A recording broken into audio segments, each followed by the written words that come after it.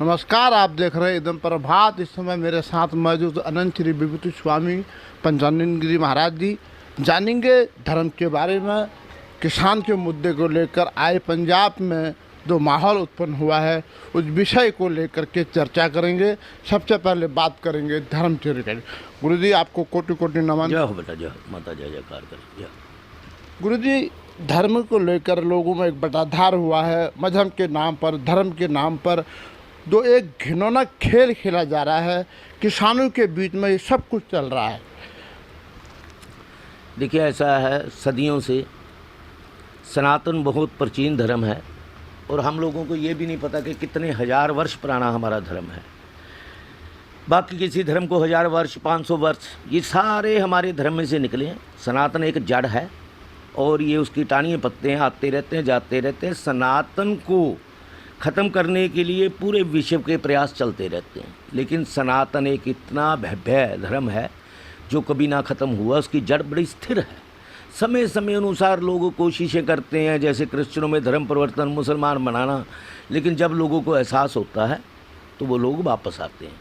और अब लाखों ही लोग क्रिश्चियन बने हुए धर्म में वापस आए हैं और मुसलमान बने हुए वापस आए हैं। ये एक साजिश के तहत चलता ही रहता है, इससे घबराने की कोई ज़रूरत नहीं। देश के अंदर जो किसान आंदोलन चल रहा है, ये आंदोलन अब खालिस्तान का रूप धारण कर चुका, क्योंकि कहीं ना कहीं खालिस्तानी घुसपैठ कर चुके और वो खालिस्तानी पंजाब के हालात बिगाड़ने के लिए हर तरह का प्रयास कर रहे हैं। पहले उनका जो नक्शा था 80 से 93 तक का, वो सिर्फ पंजाब को खालिस्तान बनाने का था, लेकिन अब जो उनका नक्शा है उसमें हिमाचल, हरियाणा, राजस्थान, दिल्ली, ये सारे एरियो में खालिस्तान की वो बात कर रहे हैं।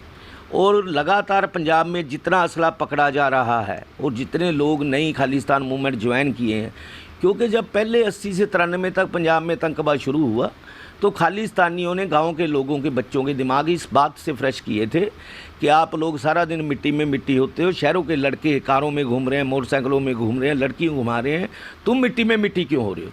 तो उन लोगों का दिमाग फ्रेश हुआ, उन्होंने हथियार उठाए और पंजाब में हालात बिगड़ गए, हिंदू सिखों का फसाद पैदा कर दिया। अब भी जो है वो किसानों का दिमाग फ्रेश कर चुके कि ये ज़मीन आपकी नहीं रही, अडानी और अबानी की हो गई, आप अपनी ज़मीन के मालिक नहीं रहे। तो इसलिए वो किसान उनके हाथ की कठपुतली बन चुके, जो देश के लिए बहुत घातक है आने वाला समय। इसके लिए हम सबको प्रिपेयर रहना चाहिए। हाँ, इन खालिस्तानियों को एक बात बताते हैं कि जब पहले आतंकवाद स्टार्ट हुआ था हम लोग प्रिपेयर नहीं थे, अब हम प्रिपेयर हैं, इसलिए हम लड़ाई के लिए तैयार हैं। इनसे कोई घबराने की ज़रूरत नहीं। ईंट का जवाब हम इनको पत्थर से देंगे।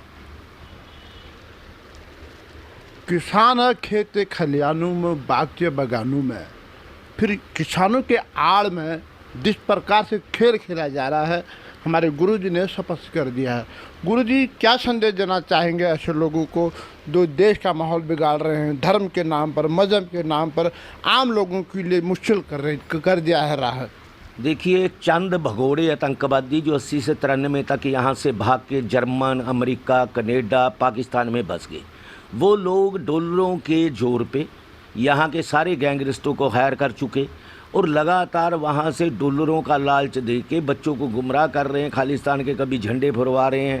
अब 15 अगस्त पे हमने हालात दिल्ली के देखी कि क्या हालात बन गए। इतनी फोर्स होने के बावजूद लाल किला में जो कुछ हुआ वो बहुत शर्मनाक था। लेकिन इन सभी खालिस्तानियों को, पन्नू को और परमजीत सिंह पंजवाड़, बधावा सिंह, महल सिंह, ये चावला और सबसे ज़्यादा जो आजकल रोल अदा कर रहा है पाकिस्तान से आतंकवादी रिंदा, इनको मेरी खुली चेतावनी है कि ये निर्दोषों की हत्या ना करें।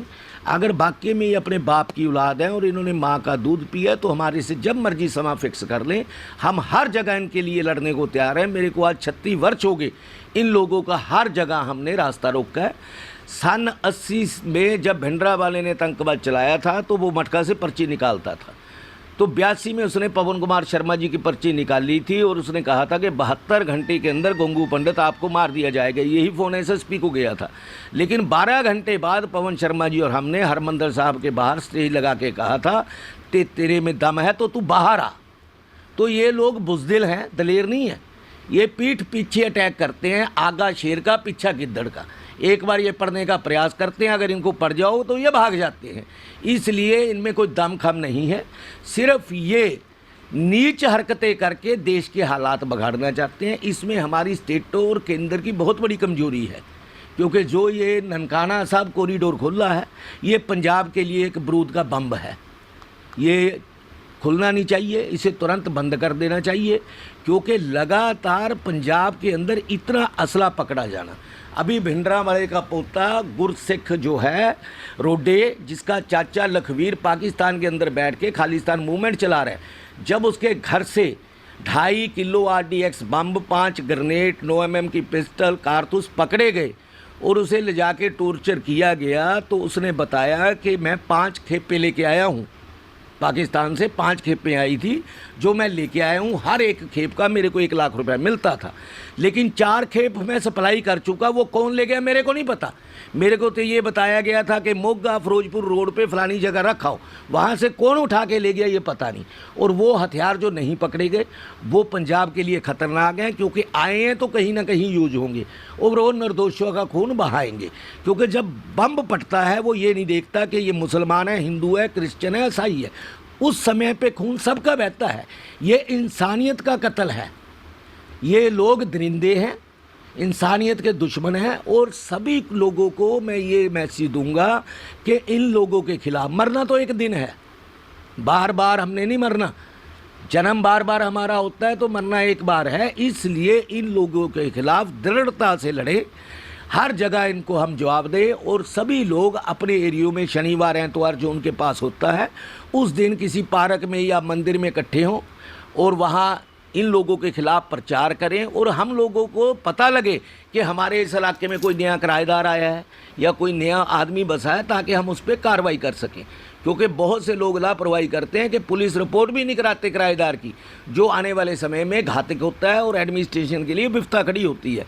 इसलिए हमें इन हालातों में बहुत ज़्यादा चौकन्ने होना चाहिए, क्योंकि पंजाब ही नहीं देश के अंदर बहुत ज़्यादा हालात ख़राब हैं। देश इस समय क्या है, अभी महामारी से बाहर नहीं आए हम।